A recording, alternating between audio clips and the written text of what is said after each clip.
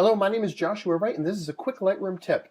Now, when I import photos into Lightroom, I'm using the classic version here. Sometimes I'll notice little spots of dust, these little dots that are in my image, and that's either from dust on my camera sensor or on the lens itself. And Lightroom makes it really easy to remove and correct these little spots here for a nice clean picture. I'm going to use the spot removal tool with a high opacity, feathering around 56 here, and I'm going to adjust my size so with the left and right square brackets on my keyboard until it just kind of covers that with a little edge on the sides here. Just click, and Lightroom does a pretty good job of choosing the space around those spots that I've chosen to be able to clean them up and remove those spots.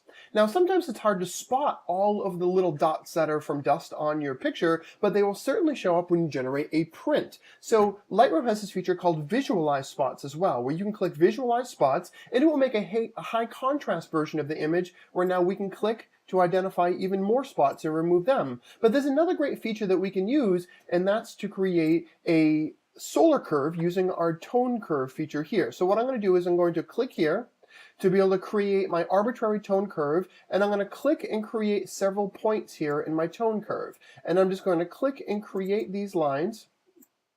So I've got multiple peaks and valleys here to be able to use, and I'm just going to adjust them so they're all the way at the top and all the way at the bottom. Hopefully like this.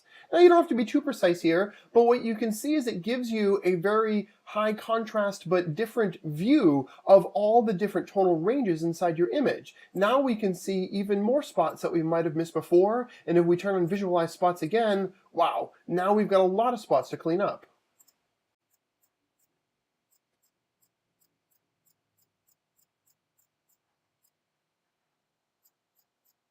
Once we're done cleaning up all the spots, we can turn Visualize Spots back off.